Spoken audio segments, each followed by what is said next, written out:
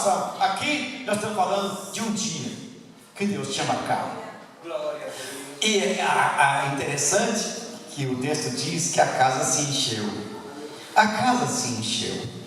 Essa casa é a casa cenáculo, mas é a casa você. A casa se encheu de Deus. E quando a casa se enche de Deus, então você tem uma visão de Deus, tem uma perspectiva de Deus, você tem uma revelação de Deus, você tem Deus dentro de si, você é dirigido por Deus, orientado por Deus, capacitado por Deus, e isso muda toda a sua vida, a sua história de vida muda tudo.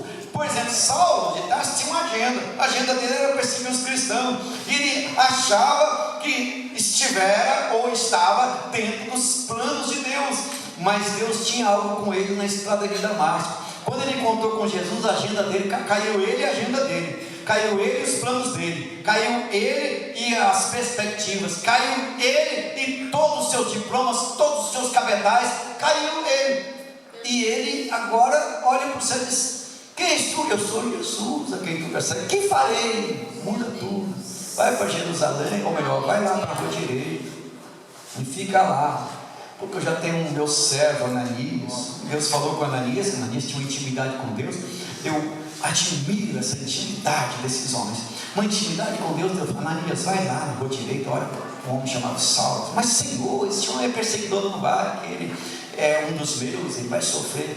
Veja que ele mudou toda a agenda de Paulo, de Saulo, quando ele tem um encontro com Jesus. Mas esse povo que encontra com Deus e continua na mesma agenda antiga, na agenda antiga, nos planos antigos, nos projetos antigos, na linguagem antiga, no costume antigo, não encontrou com Jesus. Quem encontrou com Jesus muda de vida, muda de visão, muda de propósito, muda de estilo, muda de estilo de vida, muda de amizade, muda tudo, porque você encontrou com Deus. Aleluia! A agenda de Deus aqui é algo interessante. Daqui em diante nós temos a visibilidade da igreja, as ações da igreja, seu avanço, o avanço da igreja, a presença da igreja entre os povos como resultado da manifestação de Deus. Enfim, nós temos aí essa manifestação poderosa e a presença do reino. Nós temos aí agora a presença do reino não visível, mas a presença do reino escondida dentro de cada um dos seus filhos. Porque o Senhor Jesus disse que o reino de Deus, Lucas 17, 20 e 21, veja aí, Lucas 17, 20 e 21, olha o que o Senhor Jesus disse aí a respeito do reino. Glória a Jesus. E interrogado pelos fariseus sobre quando havia de vir o reino de Deus, respondeu-lhe Jesus e disse: o reino de Deus não vem com aparência exterior, nem dirão ele aqui, ele ali, porque o reino de Deus está entre vós, ou dentro de vós, entre vós ou dentro de vós. Esse reino de Deus agora está presente, embora o mundo não veja. Quando você lê Daniel capítulo 2, pedir aí meu auxiliar aí, 2, 24, Daniel 2, 24, depois o 44. Olha aí, Daniel 2, 24, que é quando Daniel fala a respeito do sonho. Ele diz: não mate os sábios da Babilônia. Vai para o 34, acho que o 34 é melhor.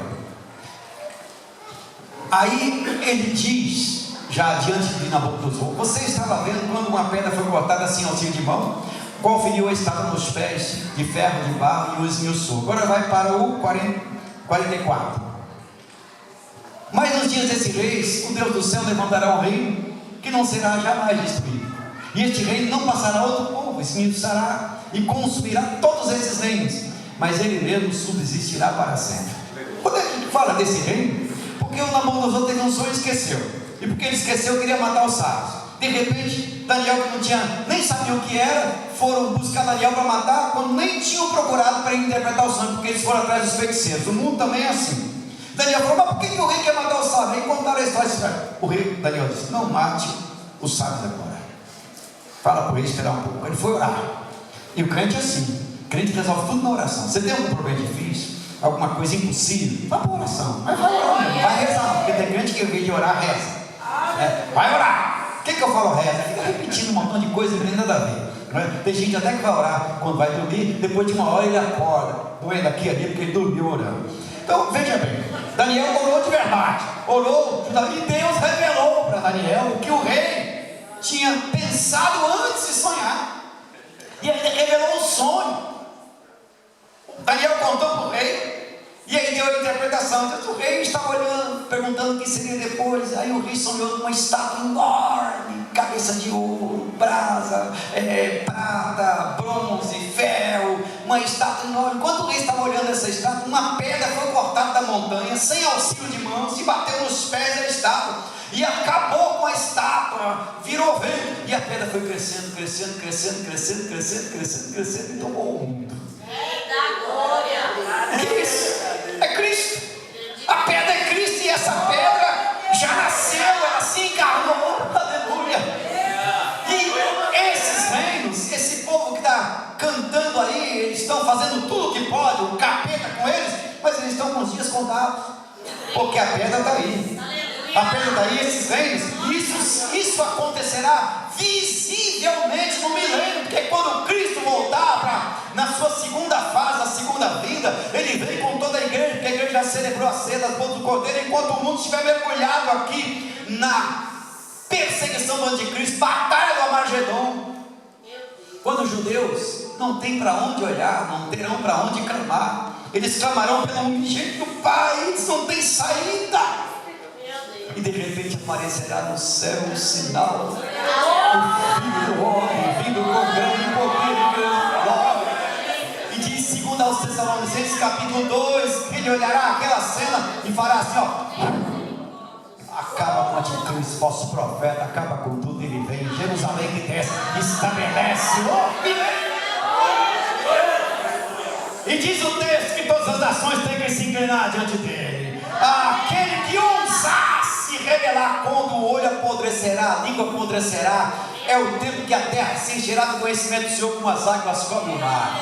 A pedra veio, bateu nos pés e acabou com todos os reis. Não tem Putin, não tem Trump, não tem sei lá o que, não tem anticristo, não tem ninguém. A pedra vem e acaba com tudo. É o reino visível, mas enquanto isso, o reino está dentro de você, dentro de nós, na igreja. Aleluia. Porque Jesus disse para pregar, dizendo, a voz é chegado o reino dos céus, ou o reino de Deus é chegado, o reino está presente. É a missão da igreja, a tarefa da igreja. Aleluia. O certo é que a pedra encheu o mundo. Apenas até agora uma lente hermenêutica. Você coloca uma lente para ver. Eu entendi outro dia que você lendo a Bíblia, depois que você passa umas 20 vezes, umas 30 vezes, as coisas começam a ficar boas aqui, porque você vai vendo coisas que você não viu. Deus vai abrindo seus olhos para detalhes que você não se prendia. Eu costumeiramente digo que uma pessoa só lê um livro depois se lê 3 vezes. Aí você pode dizer que leu um livro, porque a primeira olhada é um olhar assim panorâmico. É como se vê a montanha e olhar lá da montanha as árvores lá embaixo.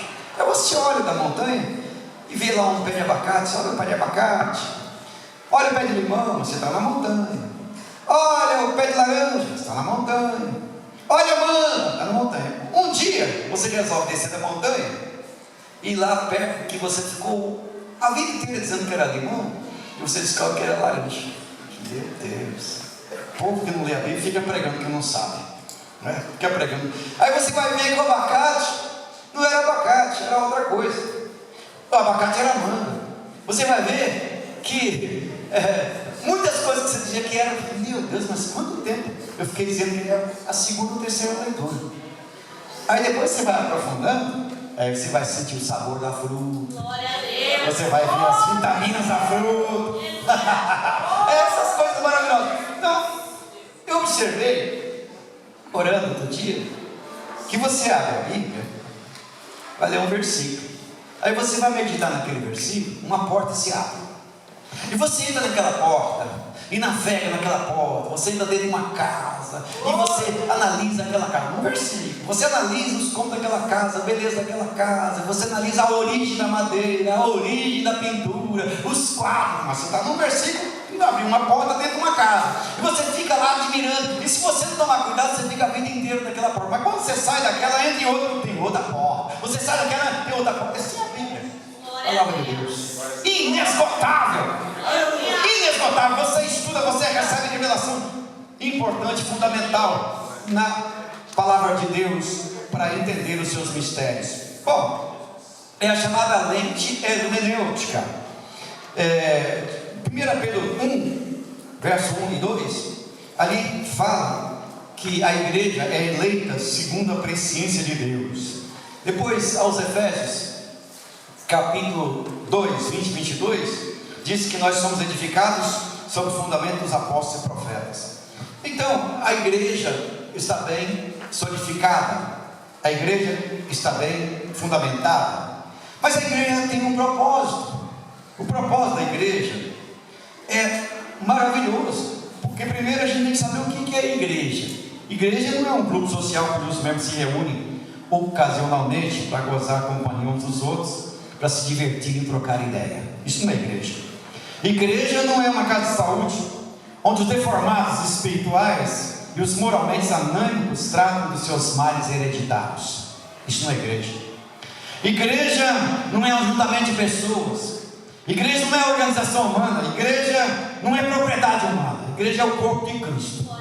A igreja é Deus na terra. Quer encontrar com Deus, vai à igreja. Quer falar com Deus, vai à igreja, porque Deus fala com a igreja. Deus se comunica à igreja, Deus se revela à igreja. Jesus diz: edificarei a minha igreja. Veja bem, minha, não é do ministério A, ministério B. Aliás, às vezes nós pastores cometemos um erro. A minha igreja, é errado, Deus não gosta disso. Um dia eu estava orando para construir uma igreja, e como eu não tenho dom para trabalho de pedreiro, a única coisa que eu talvez seria é servente, porque bater martelo, sentar tijolo, não é minha praia, não nasci para isso.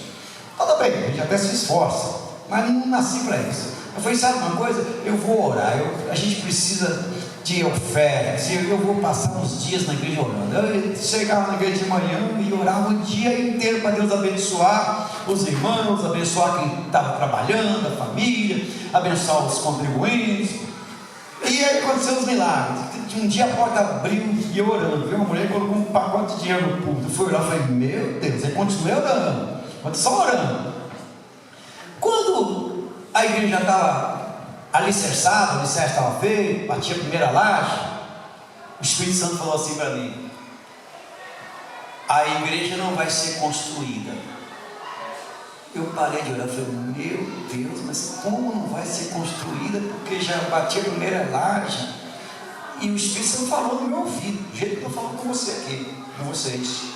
Eu falei: misericórdia, será que a prefeitura vai mandar demolir? Porque pode até ser que seja isso, que as áreas lá de São Paulo são todas, aquela área da Zona Sul é um problema sério para a aprovação de igreja. E eu fiquei um tempão, aí fui orar, falei: Senhor, eu preciso saber o que significa isso. Sabe o que Deus me falou? Você está orando errado. A igreja foi construída, a igreja foi inaugurada. Você não pode orar para construir igreja, para fazer igreja. É claro que isso aí é uma coisa bem pessoal, mas a igreja tem dono, a igreja tem um proprietário. A minha igreja, edificarei a minha igreja. Então a igreja é de Cristo. Pode ser que no decorrer dos tempos surja algumas pessoas que estejam na igreja, mas não sejam igreja. Estão na igreja, mas não é igreja. Lidera a igreja, mas não é igreja. A igreja está lá, porque a igreja tem entendimento, porque a igreja é o Espírito de Deus. Tem muita gente que às vezes estão liderando a igreja, mas só estão liderando, mas não é igreja. É difícil falar isso aqui, mas Deus está me tocando para dizer isso, certo? Porque a igreja de Jesus é intocável. Aleluia. A igreja de Jesus é menina dos olhos de Deus. Aleluia. Então você observa que a igreja é o corpo de Cristo. Então, você olha para a igreja como a igreja de Jesus, a menina dos olhos de Deus, a igreja de Cristo. E o valor da igreja e da sua atividade está atrelada ao ministério do ensino. O ministério do ensino é fundamental, porque Jesus investiu a sua vida no ensino. Tudo que Jesus fazia era ensinando. Jesus é conhecido mais como ensinador, era chamado de mestre. Diz lá Mateus capítulo 5, versículo 2, que Jesus, vendo as multidões, aleluia, versículo 1, ou vendo a multidão, eu vi a versão falando, subiu ao monte, e assentando-se, aproximaram-se dele os seus discípulos, e abriu a sua boca, e os ensinava. E a palavra que ele diz aí na sequência, é uma das mais difíceis de se entender na Bíblia. Bem-aventurados pobres de espírito, porque deles é o reino dos céus. Aperta a mão do seu irmão e diz a parte do seu irmão pobre de espírito, para você ver se está certo. Irmão pobre de espírito, como é que está? Que conversa é essa? Que conversa é essa? Irmão pobre de espírito. E Jesus já começa com essa palavra aí, pobre de espírito, que na verdade seria o makaroi, tupitokos, tupineumatos do grego, que é makaro feliz, makaroi, tupitokos, que é o pobre. O pobre é aquele que depende de uma esmola para viver, depende de um agasalho para não passar frio e não morrer de fome. Esse é o pobre, daí o pitokos, mas é pobre de espírito.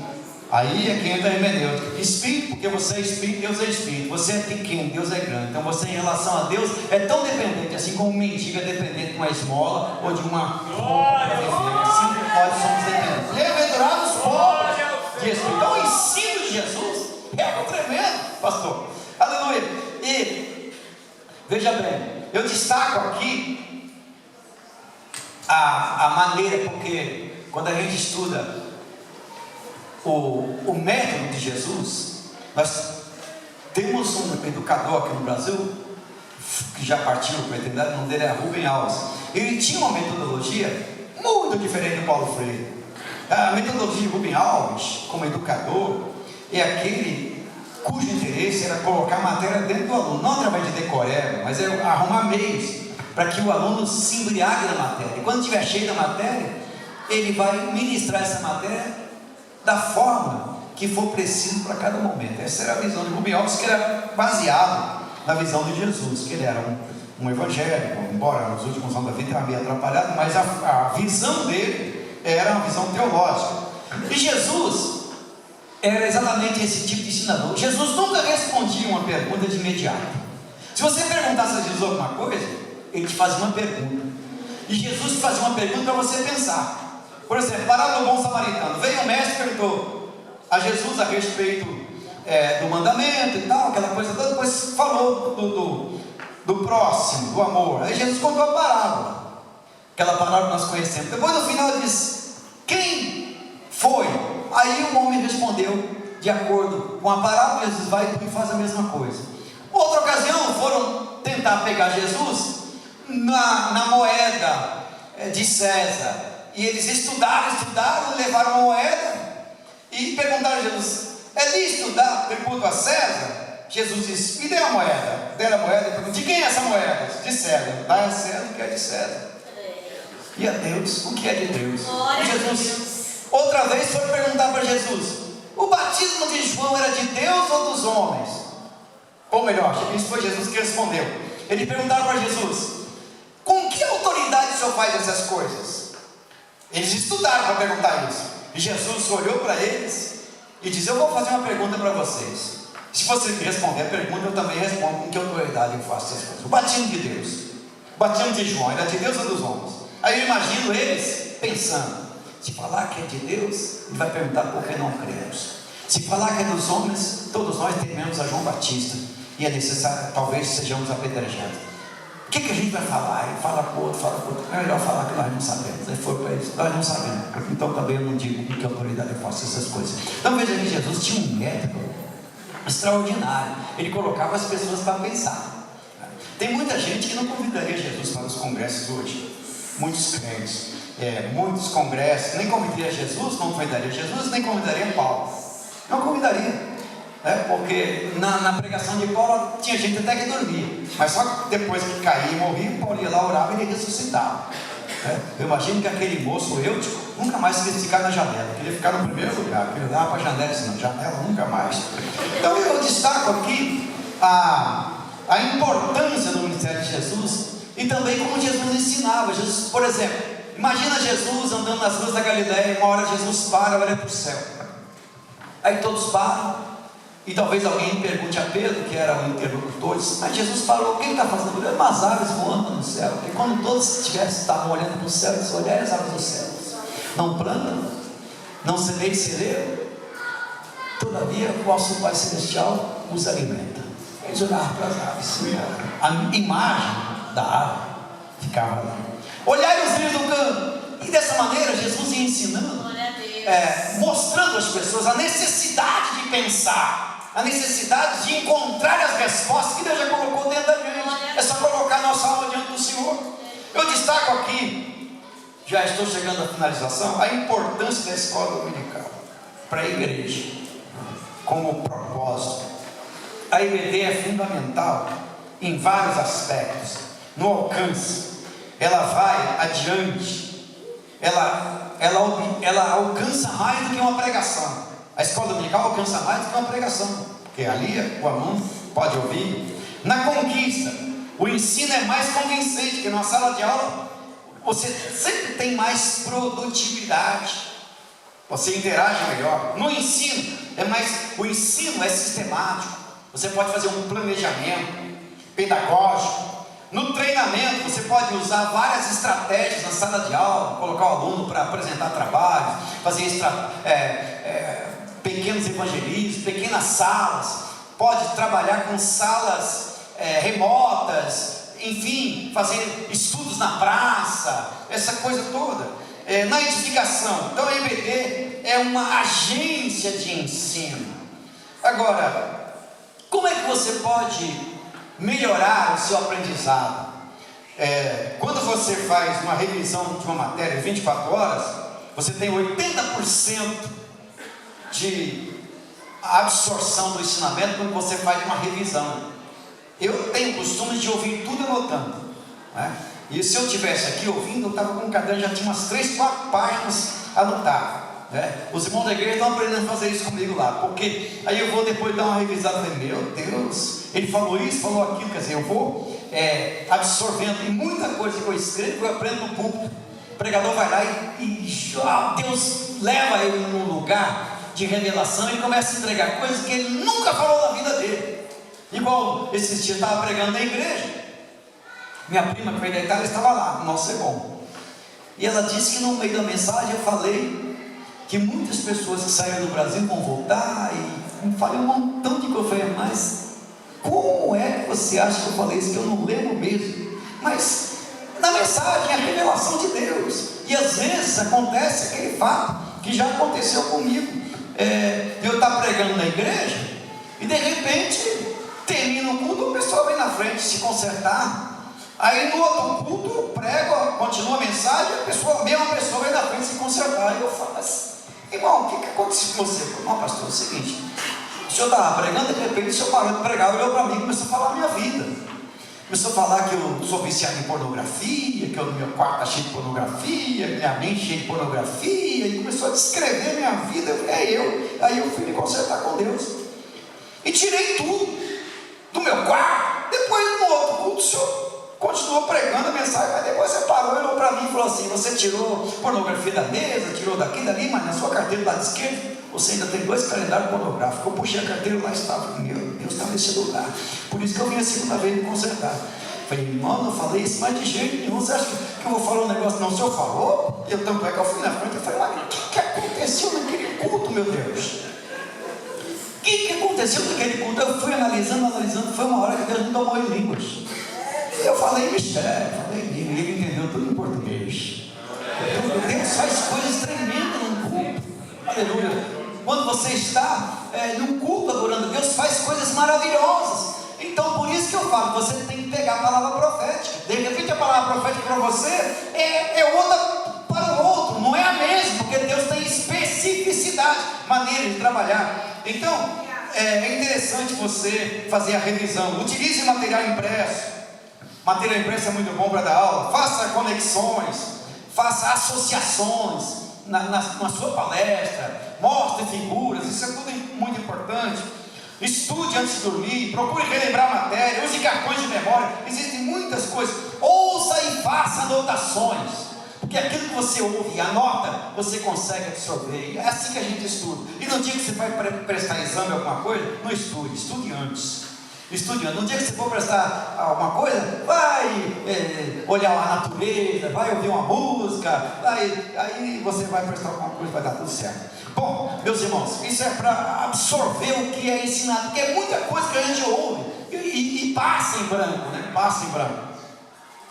Agora eu tinha um outro tópico para entrar aqui, que eu não tenho condições de entrar porque o relógio me manda parar. É sobre a grande comissão, a grande tarefa da igreja, que começa com Mateus 28, 18 a 20, Marcos 16, 15 a 20, Lucas 24, 46, João 21, enfim, toda essa visão. Mas eu quero deixar aqui, para concluir, 3 coisas fundamentais que a igreja precisa entender, que ela está dentro do propósito. A igreja, ela faz 3 coisas. Primeiro é para cima, a segunda é para dentro e a terceira é para fora. Para cima a igreja adora, glorifica, exalta o nome do Senhor. A sua primeira missão é adorar a Deus, é você resgatar o que foi perdido na adoração. Porque se o homem não adora a Deus, ele adora o dinheiro, adora a sua profissão, adora. Então para cima, sempre adore a Deus. Aleluia. E Jesus disse à mulher samaritana que os verdadeiros adoradores adorarão o Pai em espírito e em verdade. Para cima. Para dentro, edificação, ensino, produção, enfim. É interessante que você venha ao culto e aprenda alguma coisa na escola dominical, no culto de doutrina. Quer medir a temperatura espiritual de uma igreja? Você tem que olhar no mínimo 4 coisas. Escola dominical, qual é a frequência? Culto de ceia, qual é a frequência? Culto de oração, qual é a frequência? E culto de ensino, que é o culto de doutrina. Essas 4 coisas vão medir a espiritualidade da igreja. Porque tem crente por aí que diz que é crente, mas não gosta de nenhum desses departamentos. Nós temos um slogan lá na igreja que diz o seguinte: quer saber como vencer o mal? Venha à escola dominical. Quer repetir comigo isso? Quer saber como vencer o mal? Venha à escola dominical. Mais uma vez. Quer saber como vencer o mal? Venha à escola dominical. Para cima adora, para dentro edifica e para fora evangeliza, para fora faz missão, para fora prega o evangelho, para fora faz as coisas do Senhor. Olha, irmãos, uma igreja com 10 membros, se estudar o discipulado, se esmerar-se na visão discipuladora, estuda 1 ano em oração e estudo, 1 ano. E esses 10 fizeram um propósito de gerar um discípulo em 1 ano. Não é 10 nem 20, é um discípulo em 1 ano. E investe, ora e vai atrás para fazer dele um igual a você, evangelizador. Aí no final de 2 anos, você vai ter 20 pessoas. Mas 20 discípulos que ora, que luta, que batalha. Esses 20 vão gerar mais outros. No 3º ano é 40. No 4º ano é 80, no 5º ano é 160, no 6º ano é 320, no 7º ano é 640, no 8º ano é 1280, no 9º ano é 1000, no 9º ano, eita Jesus, 1280, 2.560, 5, 10º ano 5.120, 11º ano 10.240 e no 12º ano 20.480 metros. É possível isso? Se entendermos a visão discipuladora, porque às vezes a gente fica com um programa que já está ultrapassado. Deus não está preso a programa, Deus não está preso a liturgias. Nós temos, nunca sair fora da Bíblia, mas tem muitas estratégias da igreja. Eu Eu acho que alguns domingos a igreja devia reunir na praça. O culto hoje vai ser na praça. O som tá bom, vamos com a banda, vamos com o coral, vamos com a praça. Igual a gente fazia na Praça da Sé.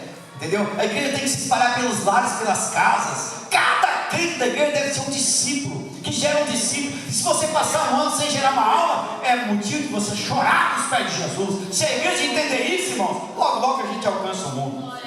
Glória a Deus. Glória a Jesus. Conta-se uma história, finalizando, que o bambu chinês é uma plantinha que você planta e coloca lá. Passa um ano, nada. 2 anos, nada. 3 anos, nada. 4 anos, nada. Você olha aquela plantinha murcha que não tem nada, parece que não vai prosperar. Quando chega o 5º ano, o bambu cresce mais de 20 metros. No 5º ano. Então tem 4 anos aí. 4 anos de investimento. Assim a vida cristã. Invista na sua vida em oração, em estudo, em consagração, em dedicação, porque o 5º ano vai chegar. O 5º ano dessa igreja, o 5º ano desse ministério, o 5º ano da sua vocação vai chegar. E todos falam, mas como cresceu de repente? Olha os 4 anos. Os 4 anos anteriores, o bambu estava crescendo para baixo. Para baixo, é a raiz. Que Deus te abençoe e te guarde. É a origem remota da igreja e o propósito da igreja, apenas em algumas pinceladas. Deus abençoe e retorna a palavra aqui ao pastor.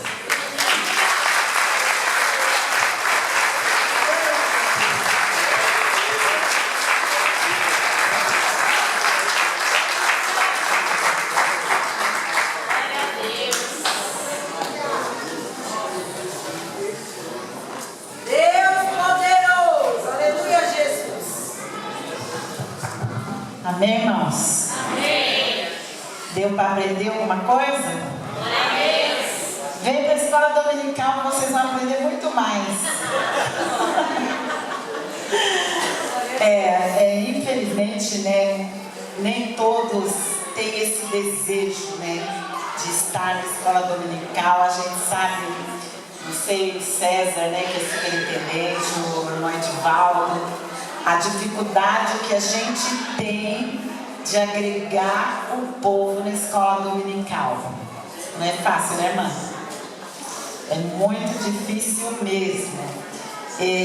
Eu me lembro quando eu comecei a vir para a escola dominical, meus filhos eram pequenos, estavam começando a crescer. Eu falei para o meu marido, eu preciso ir para a escola dominical.